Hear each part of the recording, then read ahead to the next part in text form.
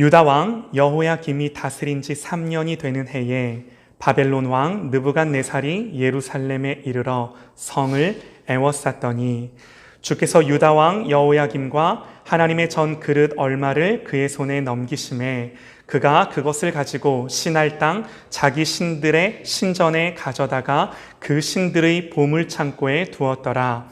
왕이 환관장 아스브나스에게 말하여 이스라엘 자손 중에서 왕족과 귀족 몇 사람 곧 흠이 없고 용모가 아름다우며 모든 지혜를 통찰하며 지식에 통달하며 학문에 익숙하여 왕궁에 설 만한 소년을 데려오게 하였고 그들에게 갈대아 사람의 학문과 언어를 가르치게 하였고 또 왕이 지정하여 그들에게 왕의 음식과 그가 마시는 포도주에서 날마다 쓸 것을 주어 3년을 기르게 하였나니 그 후에 그들은 왕 앞에 서게 될 것이더라.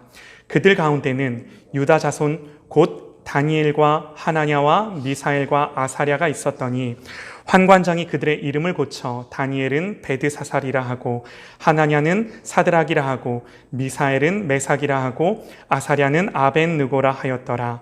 다니엘은 뜻을 정하여 왕의 음식과 그가 마시는 포도주로 자기를 더럽히지 아니하리라 하고 자기를 더럽히지 아니하도록 환관장에게 구하니 하나님이 다니엘로 하여금 환관장에게 은혜와 긍휼을 얻게 하신지라. 아멘. 아멘.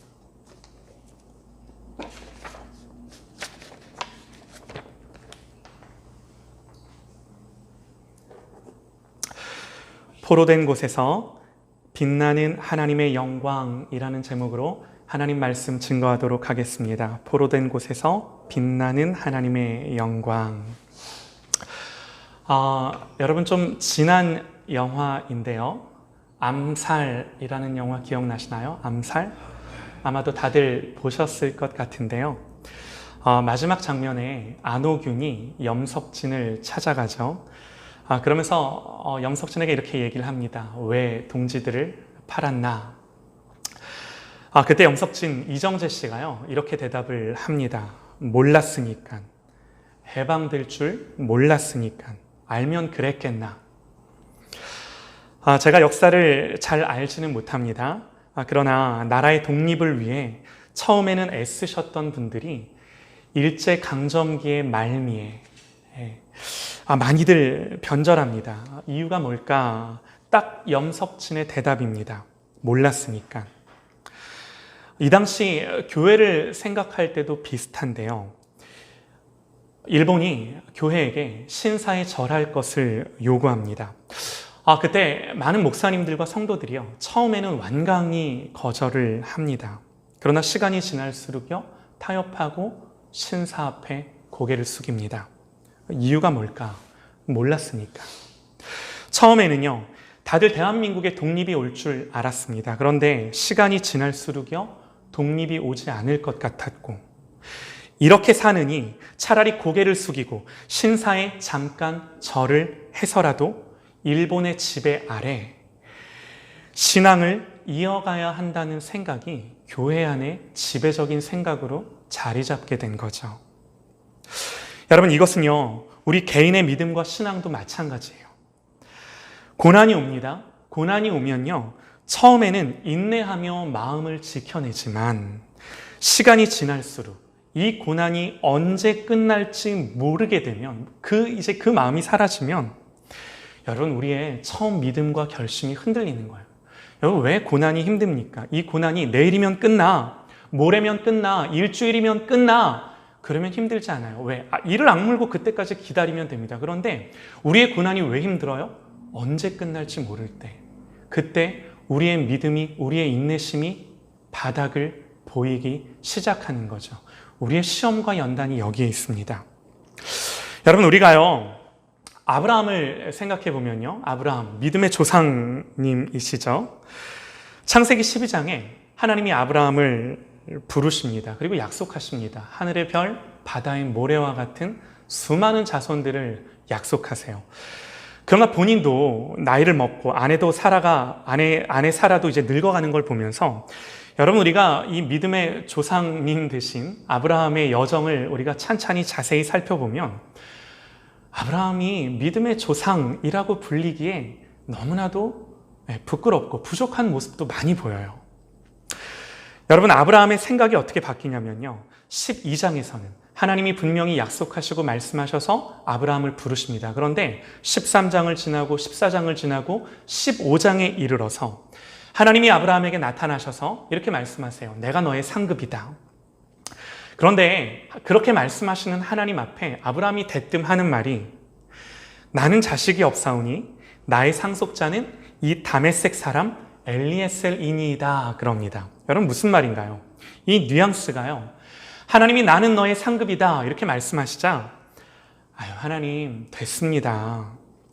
주님 어느 세월에요. 나도 이제 나이가 들었고 내 집에서 어려서부터 키운 이 다메섹 사람 엘리에셀이 있는데 이 엘리에셀이나 살기를 원합니다.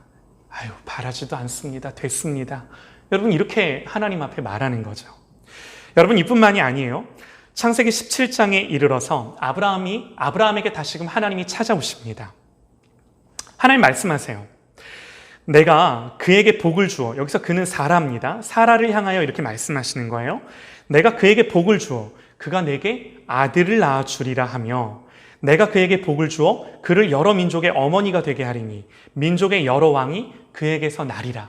하나님 이렇게 다시금 흔들리는 아브라함에게 약속을 하십니다. 그런데 그때 아브라함이 뭐라고 생각하나, 말씀을 보니까요, 아브라함이 엎드려 웃으며 마음속으로 이르되 100세 된 사람이 어찌 자식을 낳을까? 사라는 90세니 어찌 출산하리요 하고, 아브라함이 이에 하나님께 아뢰되 이스마엘이나 하나님 앞에 살기를 원하나이다. 처음에는 엘리에셀이었습니다. 두 번째는요, 아니요 하나님, 그냥 이스마엘이나 하나님 앞에 살기를 원합니다. 이렇게 말하는 거죠. 여러분, 죄송합니다. 감히 제가 이 믿음의 조상 대신 아브라함의 믿음을 폄하하는 것은 아니지만, 성경을 보니까요, 이 세월 앞에서 장사가 없어요. 아브라함이 고향을 떠날 때 나이가 75세입니다. 그러나 세월이 흐르고 나이를 먹으면서요, 이 아브라함조차도 처음 가졌던 그 믿음이 늘 한결같으냐? 여러분, 그렇지 않다라는 거예요. 여러분, 뭐 변질됐다 이렇게까지 말할 수는 없을지 몰라도 끝까지 처음 가졌던 그 마음과 그 믿음을 아브라함이 지켜내지 못합니다. 늘 변하고요, 왔다 갔다 하고요, 오락가락 하고요, 업앤다운이 있는 거죠. 여러분, 그래서 성경이 결국에 궁극적으로 우리에게 말해주고자 하는 게 뭐냐면, 변하는 사람이 아니라 사람은 변할지라도 변하지 아니하는 하나님의 일하심, 변하지 아니하고 우리를 붙드셔서 결국에는 하나님의 그 골까지, 하나님이 아브라함에게 가지셨던 그 계획을, 아브라함은 늘 변하고 넘어지고 쓰러질지 모르나 하나님은 한결같이 그 약속을 이루어내신다라고 하는 것들을 말씀을 통해 우리에게 가르쳐주고자 하시는 거죠. 여러분, 이게 성경의 중요한 메시지예요. 여러분, 오늘 우리가 다니엘서를 읽었는데요, 다니엘이라는 인물을 보면요, 이분의 멋짐이 여기 있습니다. 이분 참 멋지세요. 우리가 다니엘이라는 인물을 참 좋아하는데요, 다니엘 안 좋아하는 사람 못 봤어요. 이분이 왜 멋진가? 우선 다니엘이 살았던 시대가 믿음을 지켜내기가 참 어려웠던 시대입니다. 이 세월을 견뎌낸다는 것이요, 너무너무 어려웠던 시대예요. 바벨론에게 나라가 완전히 망했습니다. 그러나 그럼에도 불구하고요, 우리가 참 이 다니엘의 스토리 가운데 좋아하는 이야기들이 많아요. 이렇게 어려운 시대 속에서 정말 빛나는 믿음으로 살았던 그 이야기들을 들으며 도전받고 위로받는 거죠. 여러분, 한 번은 느부갓네살이 이렇게 이야기를 합니다. 나팔 소리가 들리거든 이 신상 앞에 누구든 다 절해라. 아유, 하나님 앞에만 엎드려야 되는데 이 신상 앞에 엎드리래요. 이 포로로 끌려온 하나님의 백성들이, 다니엘의 세 친구들이 그럴 수는 없는 거죠. 다니엘이 세 친구들이 말합니다. 너무나도 유명한 구절. 우리가 이 일에 대하여 왕에게 대답할 필요가 없나이다. 왕이여, 우리가 섬기는 하나님이 계시면 우리를 맹렬히 타는 풀무불 가운데서 능히 건져내시겠고 왕의 손에서도 건져내시리이다. 그렇게 하지 아니하실지라도 왕이여 우리가 왕의 신들을 섬기지도 아니하고 왕이 세우신 금신상에게 절하지도 아니할 줄을 아옵소서. 그리 아니하실지라도 우리가 본받아야 할 믿음을 이야기하며 이 구절이 빠지지 않는 구절이죠. 그리 아니하실지라도의 믿음. 여러분 또 다니엘서를 보면요, 느부갓네살뿐만 아니라 이 모든 왕들이 그렇게 그러는데 이 다리오 왕도 마찬가지. 다리오의 신하들이 이렇게 얘기를 합니다. 다니엘을 모함하기 위해 왕에게 아첨하며 이제 이런 제안을 하는 거죠. 왕이시여, 이제부터 30일 동안에 누구든지 왕 외에 어떤 신에게나 사람에게나 무엇을 구하면 사자굴에 던져 넣을 것을 구합니다. 이에 다리오 왕이 조서에 왕의 도장을 찍어 금령을 내니라. 그러나 그럼에도 불구하고요, 여러분 다니엘이 어떻게 하나요? 말씀에 이렇게 기록을 합니다. 다니엘은 이 조서에 왕의 도장이 찍힌 것을 알고도 자기 집에 들어가서는 윗방에 올라가 예루살렘으로 향한 창문을 열고 전에 하던 대로 하루 3번씩 무릎을 꿇고 기도하며 그 하나님께 감사하였더라. 할렐루야! 아멘입니다. 여러분, 우리가 이 사건을 보면서요, 정말 멋진 믿음이다, 대단한 믿음이야 생각합니다. 그런데 여러분, 오늘 우리가 이 말씀을 대하며 오늘 우리는 한 걸음 더 나아가기를 원합니다. 구체적으로요, 이렇게 좋은 믿음이 뭘 믿는 믿음이었는지, 우리가 이들의 이런 전기를 보며 이런 이야기를 보며 정말 우리가 이런 믿음을 본받아야겠다라고 말을 하는데, 여러분 더 중요한 게 있어요. 이들이 믿는 믿음이 무엇이었길래, 그러니까 뭘 믿었길래 이들은 이런 믿음의 결단을 할 수 있었겠는가 하는 겁니다. 여러분, 이게 중요한 거예요. 여러분, 사실요, 다니엘과 세 친구들이 이렇게 하기는 너무너무 어려운 것이었습니다. 그런데 제가 정말 말씀드릴 수 있는 게, 어려운 정도가 아니라 사실 이렇게 한다라는 건 불가능에 가까운 거, 불가능한 일이었어요. 다니엘과 세 친구들의 이런 이야기를 들으며 믿음이 정말 좋구나, 이렇게 말하는 수준을 넘어섭니다. 왜 그런가? 서두에 말씀드린 것처럼요, 일제강점기 말기에 많은 독립운동가들, 그리고 신사 앞에 절하라는 이 요구에 많은 목사님들, 많은 성도들, 많은 교회들이 다 넘어가요. 정말 다 넘어갑니다. 여러분, 왜 그랬나요? 아까도 말씀드렸듯이요, 해방이 올 거라는 생각을, 더 이상 그런 기대를 하지 못합니다. 더 이상 그런 믿음을 갖게 하질 못해요. 그러니까 그 시대가 그런 기대와 그런 믿음을 가질 수 있도록 우리에게 가만히 놔두는 시대가 아니었다라는 거죠. 여러분, 다니엘의 시대가 그랬어요. 다니엘의 시대가. 무슨 말인가 하면요, 오늘 말씀 1절을 보면요, 왜 다니엘의 시대의 믿음을 지키기가, 이 포로로 끌려간 자들이 하나님을 믿는 믿음을 갖고 살아가는 게 너무나도 어려운 시대였는가 하는 것이 말씀에 기록을 합니다. 1절 말씀을 보면요, 여호야김 왕이 다스린 지 3년이 되던 해에 바벨론이 이스라엘을 에워쌌다 그럽니다. 이스라엘은요, 이 전쟁에서 패하고요, 많은 사람들이 포로가 됩니다. 그런데 왜 이런 일이 벌어진 걸까요? 왜? 여러분, 이스라엘 하나님 백성이잖아요. 하나님 지키시고 보호하는 백성. 왜 이스라엘이 이방 나라의 포로가 됐나요? 그들의 군사력이 약해서? 당연한 이유죠. 그러나 그런 것들은 다 표면적인 이유예요. 진짜 이유가 있습니다. 여러분, 성경은요, 여호야김이 다스린 지 3년이 되는 해라고, 여러분, 유다가 바벨론에게 망한 때를 정확하게 가르쳐 주는데요. 여호야김, 이 사람이 어떤 왕인가? 여러분, 이 사람에게 여러 악행들이 있지만 그 중에서도 우리가 말씀을 읽으며 정말 이런 짓까지 하나 싶었던 일이 있는데요. 예레미야 36장 23절 말씀을 보면, 여우디가 선호적을 낭독하면 여호야김이 면도칼로 그것을 연하여 베어 화롯불에 던져서 두루마리를 모두 태웠더라. 두루마리를 면도칼로 찢고 불에 태웠다고 합니다. 여러분, 이 두루마리가 뭐겠습니까? 하나님의 말씀이죠. 말씀. 여러분 이것만 봐도요, 이 사람의 인물됨을 우리가 아는 거죠. 하나님이 왕들에게 주신 명령 중에 여러분 가장 중요한 게 이거였어요. 율법을 곁에 두고 늘 그 율법을 가까이 하며 그 율법을 기준으로 좌로나 우로나 치우치지 않는 것이 하나님이 왕들에게 주신 명령인데, 여러분 그 말씀을 어떻게 했다고요? 면도칼로 찢어 화롯불에 던져 넣었다고요. 전혀 하나님을 경외하지 않고 하나님을 알지 못하는 왕이었던 거죠.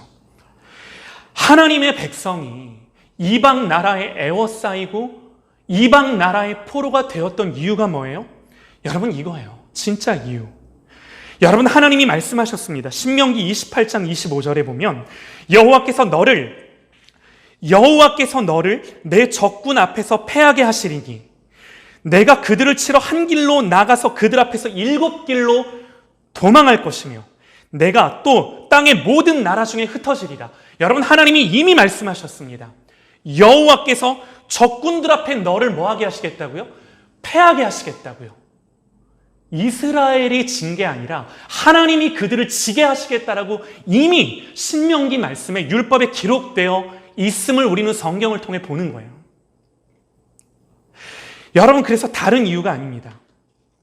이스라엘이 바벨론에 애워싸이고 패하게 된 궁극적인 이유와 원인이 뭐라고요? 오늘 2절 말씀에 명확하게 그 이유를 말합니다. 2절 말씀 다 같이 눈으로 한번 보셔요. 주께서 유다왕 여호야김과 하나님의 전 그릇 얼마를 그의 손에 넘기심에. 여러분 누가요? 주께서. 그렇게 하신 주체가 누구라고요? 하나님이시라고요. 주님이 패하게 하셨고 여호와의 전 그릇들, 제사 드릴 때 쓰던 그 하나님을 예배하던 쓰던 도구들을 바벨론의 손에, 느부갓네살의 손에 하나님이 넘겨버리셨다고요. 하나님이 넘기셨다고요. 사랑하는 여러분, 세상을 보면요, 여전히 하나님이 통치하고 다스리시나요? 여러분, 우리는요, 하나님의 통치와 하나님의 다스리심, 하나님의 영광을 어디에서 보느냐? 나타나는 증거들을 통해 확인하고 또 그것들을 간증합니다. 승리하게 하시고, 정말 하나님 부흥케 하시고 하나님이 일으키시는 그 사건들을 통해 하나님의 영광을 경험하고요, 하나님의 승리를 경험하고요. 야, 정말 우리 하나님이 통치하고 다스리시는구나. 그 사건들을 통해 그렇게 경험하고 간증까지 하죠. 그런데 여러분 성경은요, 그런 것들도 하나님이 하신 일이 맞지만 패하게 하시고 포로되게 하시고 끌려가게 하시는 것도 누가 하셨다? 성경 분명히 말씀합니다. 주께서. 할렐루야. 우리가 아멘할 수 있기를 소망합니다. 여기서도 아멘할 수 있는 저와 여러분이 되시기를 간절히 바랍니다. 여러분 바벨론은요, 이스라엘을 애워싸고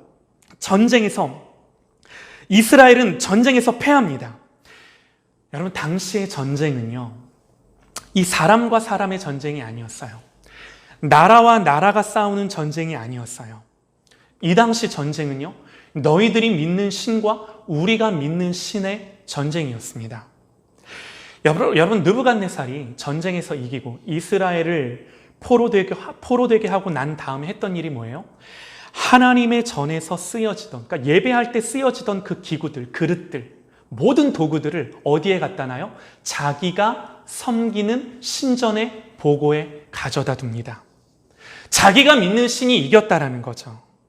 여러분 그래서 사람이 싸우는 전쟁 같지만요, 사실은 각자 그들이 섬기는 신들의 전쟁. 여러분 하나님의 전의 그릇들, 하나님 예배할 때 쓰던 도구들은 단순한 전리품이 아닙니다. 느부갓네살이 전쟁에서 이겼다고 그걸 자기가 갖는 게 아니에요. 누가 가져요? 자기가 믿는 신께 그것들을 바치는 거예요. 여러분 이게 그 당시 전쟁의 개념이었어요. 여러분 이스라엘도 그들이 싸울 때, 블레셋과 싸울 때 보면 이스라엘이 가장 먼저 맨 앞에 무엇을 앞세웁니까? 칼을 든 군인들을 앞세우나요? 그렇지 않아요. 법궤를 제사장들이 메고 하나님의 임재가 있는, 하나님의 임재의 상징인 그 언약궤가 맨 앞에 나아갑니다. 누가 싸우는 전쟁이라는 거예요? 하나님이 싸우시는 전쟁, 하나님이 임재하시고 하나님이 이스라엘을 대신해서 싸우시는 전쟁이다라는 거죠. 여러분 이게 이 당시 전쟁의 개념이었어요. 여러분 그런데 한번 생각해 보세요.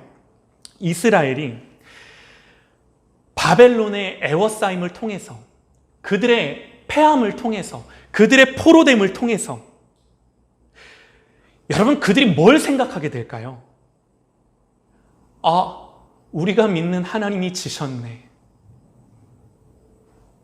홍해가 갈라지고요, 여리고가 무너지고요, 그러면 하나님 살아계시는구나. 그 승리의 때는 누구든 하나님을 경험합니다. 하나님이 하시는 일을 봅니다. 그러나 넘어짐의 때, 패배의 때, 포로될 때도 그럴까요? 아니요. 여러분, 그렇지 않아요. 여러분, 넘어지고 포로되고 질 때 뭐라고 해요? 하나님 어디 계시지? 하나님 왜 우리를 돕지 않지? 다 이렇게 생각합니다. 믿음이 흔들리는 거예요. 여러분, 이렇게 고민하지 않을까요? 너무나 당연한 겁니다. 여러분, 사실요, 우리의 삶에, 우리의 인생에 이 본질적인 난관이 이거예요. 본질적인 질문이 이거예요. 하나님 계시다는 것을 믿지만 경험되지 않을 때, 하나님 계시다는 거 알지만 그게 느껴지지 않을 때, 내 눈에 보여지지 않을 때, 여러분, 우리의 믿음은 흔들립니다. 처음엔 안 그럴지 모르죠. 그러나 시간이 지나면 지날수록, 시간이 지나도 안 그럴지 모르죠. 그런데 언제 흔들려요? 도대체 이게 언제 끝날지 모를 때 여러분, 흔들립니다. 넘어집니다. 뒤로 물러섭니다. 여러분, 그래서 제가 뭘 말씀드리려고 하냐면, 이것만 봐도 다니엘과 포로로 끌려온 자들이 하나님을 믿는다라는 것이 얼마나 어려웠던지, 그들의 믿음이 얼마나 흔들렸을 수 있는지를 우리가 알 수 있는 거죠. 여러분, 근데 이것만이 아니에요. 여러분, 이것만으로도 하나님이 지셨구나, 하나님 안 계시는구나 라고 결론 내도 충분한데, 이것뿐만이 아닙니다. 우리가 4절 말씀을 보면요, 바벨론은요, 흠이 없고 용모가 아름다우며 모든 지혜를 통찰하며 지식에 통달하며 학문에 익숙하여 왕궁에 설만한 소년들을 데려오게 하였고, 그리고 그들에게 갈대아 사람의 학문과 언어를 가르치게 하였고, 그리고 또요, 그들에게 학문과 언어를 가르친 것뿐만이 아니라 그들에게 왕의 음식과 그가 마시는 포도주로 날마다 쓸 것, 필요한 것들을 공급해 줬다고 성경은 기록합니다. 여러분, 이 친구들이요, 지금 외국으로 유학 간 거 아니죠. 왜 바벨론은 그들의 학문을 이들에게 가르쳤을까요? 그리고 잡혀온 그들에게 왜 왕의 음식과 왕이 마시는 포도주로 먹여주고 재워주고 입혀줬을까요? 그 이유가 분명합니다. 왜 그랬냐면 5절 하반절에 그 후에 그들을 그렇게 기르고 가르치고 먹인 뒤에, 그 후에 그들은 왕 앞에 서게 될 것이더라. 왕 앞에 서게 될 것이더라. 여러분, 왕이 뭐 하는 사람인가요? 주권자입니다. 통치자입니다. 그 주권자, 사람이 보는, 사람 눈에 보이는 그 주권자와 통치자 앞에 세우기 위해 그들을 가르치고 먹이고 기르는 거예요. 여러분, 이것이 무슨 말인가요? 갈대아인의 학문과 언어는요, 바벨론의 가치관, 바벨론의 사상입니다. 바벨론의 그 모든 사상과 가치들을 이 하나님의 자녀들인 이들에게 가르치고요, 그러면서 이들에게 누가 먹을 것을 주고 누가 이들에게 쓸 것을 공급합니까? 하나님이요? 아니에요, 여러분. 느부갓네살이요, 바벨론 왕이 이들에게 먹을 것을 주고 이들을 보호하고 입혀주고 기르는 거예요. 여러분, 그러니까 보세요. 포로로 끌려온 이들이 경험하는 게 뭐예요? 지금 내 눈에 보이는 게 하나님인가요? 아니에요. 지금 나를 기르시고 먹여주시는 게 하나님인가요? 아니에요. 지금 나를 먹여주시고 길러주시는 건 느부갓네살이에요. 바벨론의 왕이에요. 나에게 공부를 가르쳐주고 학문을 가르쳐주고 배워주고 길러주는 게 누구예요? 하나님이 아니에요. 느부갓네살이에요. 지금 내가 피부에 와닿는 게 이거예요. 여러분, 물어볼게요. 여쭤볼게요. 여러분, 이 시대 속에서 믿음을 지키는 게 쉬운 일이겠습니까? 여러분, 제가 서두에 말씀드린 것처럼 여러분, 이런 시대 속에 믿음을 지키는 게 그냥 어려운 게 아니라 불가능한 시대였어요. 이런 시대 속에 믿음을 갖고 살아간다라는 게 너무너무 어려운 일이었어요. 여러분, 이런 시대 속에 다니엘이 사는 거죠. 여러분, 그럼에도 불구하고요, 이 포로된 시대 한복판에서 다니엘이 한 게 뭔가요? 우리가 너무나도 좋아하는 구절이에요. 뜻을 정하여. 뜻을 정하여. 뜻을 정합니다. 결단하고 그렇게 하고자 마음 먹는 거죠. 오늘 우리가 초점을 맞추고 싶은 건요, 그냥 이렇게 다니엘이 뜻을 정했구나, 다니엘이 이렇게 하나님을 잘 믿었구나, 이게 아니라요, 다니엘이 어떤 믿음을 가졌길래 이 시대의 한복판에, 이 세대의 한복판에 하나님을 향하여 뜻을 정하는 하나님의 사람일 수 있었을까? 그가 믿었던 믿음이 뭐길래? 그가 알고 있던 게 뭐길래? 그가 눈에 보이는 것들, 들리는 것들, 느껴지는 것들, 만져지는 것들, 이 모든 시대 속에 정말로 보고 있던 것들이 뭐였길래 그는 이런 믿음의 결단을 할 수 있었을까? 여기에 우리가 초점을 맞추고자 합니다. 여러분, 다니엘이 믿음이 좋아서 우리가 성경을 보고 이렇게 결론을 내리면요, 도전은 되고 자극은 될지 모르겠지만 여러분, 우리의 믿음은요, 사람을 보고 도전받는 데서 생기지 않습니다. 하나님을 보는 거죠. 주님을 만나야 하는 거죠. 하나님이 내 하나님 되셔서 그분의 말씀이 내 심령에 들려질 때 여러분, 우리에게 믿음이 생기는 줄 믿습니다. 오늘 이 시대에 필요한 게 이런 믿음이에요. 하나님이 성경을 통해서 말씀하고자 하는 게 뭔가? 여러분, 이런 거예요. 누가 이스라엘을 바벨론에 넘겼는가? 다니엘서가 12장까지 있는데 이 다니엘서의 모든 장장들마다 그 주어가 누구인지를 여러분 잘 한번 살펴보세요. 여러분, 성경은 분명히 말씀합니다. 주께서 오늘 2절 말씀, 주께서 너무나 자명합니다. 전쟁에 패한 하나님처럼 보이지만 여기에는 분명한 하나님의 통치와 주권이 있는 거죠. 그리고 다니엘은 이걸 분명히 알고 이 다니엘서에 기록하는 거예요. 하나님이 그렇게 하셨음을. 다니엘이요, 깨달은 게 이겁니다.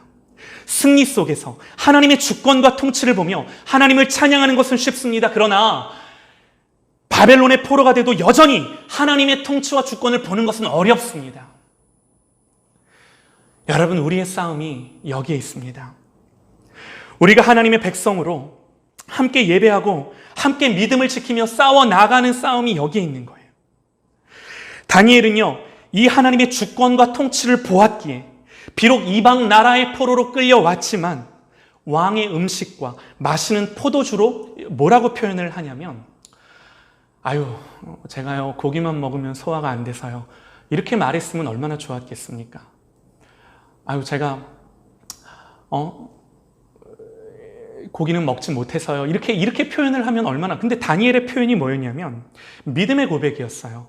왕의 음식과 마시는 포도주로 자기를 더럽히지 아니하겠다. 여러분, 이 말 속에 있는 뜻이 뭐예요? 하나님을 섬기는 내가 우상 앞에 우상의 제물에 바쳐진 그 음식으로 내가 더럽히지 않겠다라는 거죠. 하나님을 믿는 믿음이 여기서 드러나요. 하나님을 믿는 믿음으로 이런 말을 합니다. 왕의 음식과 마시는 포도주로 자기를 더럽히지 않게 해달라고 구합니다. 여러분, 무슨 말인가요? 왕의 호의를 거절합니다. 누가? 포로로 끌려온 자가. 여러분, 이게 말이 안 되는 거예요. 이게 말이 안 되는 거예요. 그런데 누가 이 말도 안 되는 상황을 역전시키나요? 결국 성경이 말하고 싶은 게 뭔가요? 여러분, 9절 말씀이에요. 9절 말씀. 또 눈으로 한번 보셔요. 하나님이 다니엘로 하여금 환관장에게 은혜와 긍휼을 얻게 하신지라. 누가요? 하나님이 다니엘로 하여금 환관장에게 은혜와 긍휼을 얻게 하신지라. 하나님이 그렇게 하셨대요. 왜요? 하나님은 여전히 주권자시고 통치자시니까.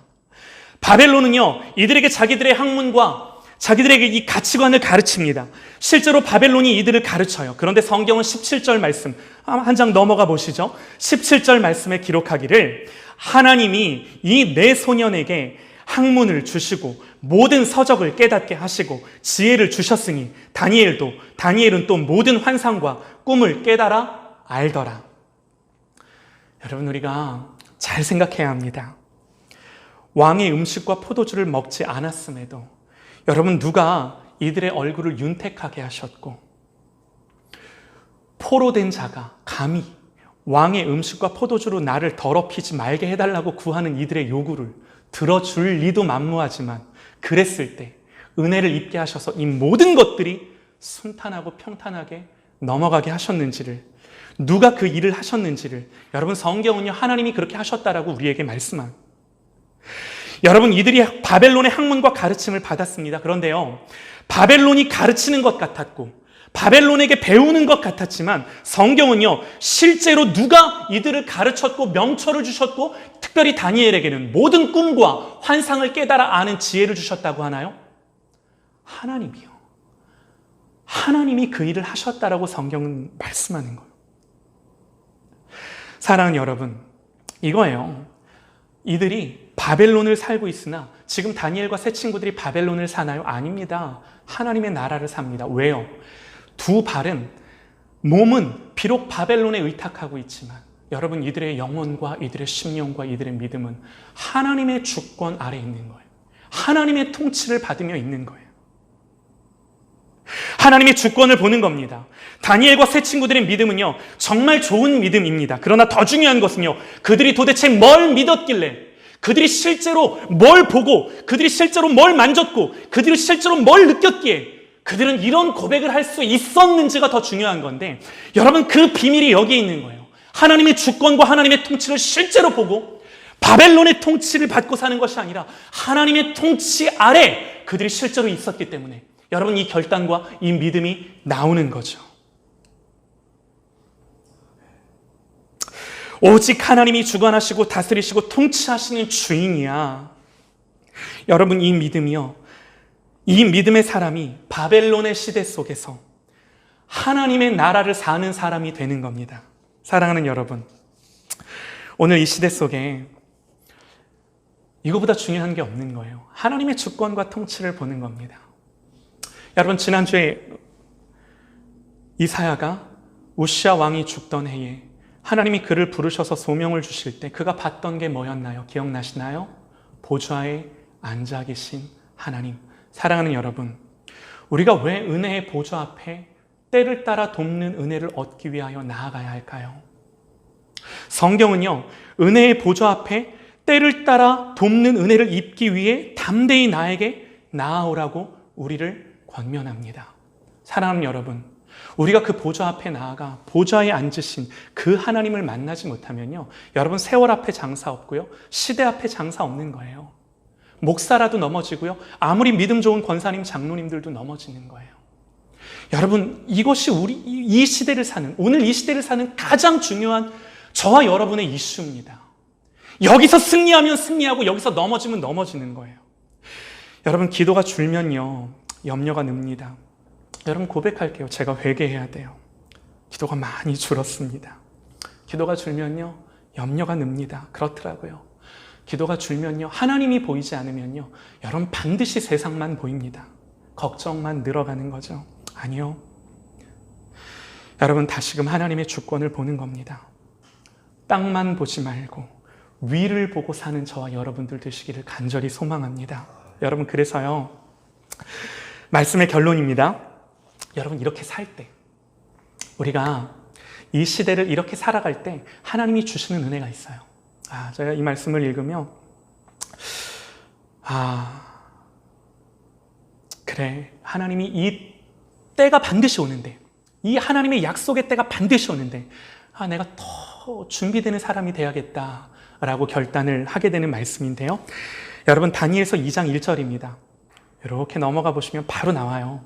이렇게 해서 다니엘서 1장이 끝나고 다니엘서 2장 1절로 넘어가면 이렇게 말씀의 기록을 합니다.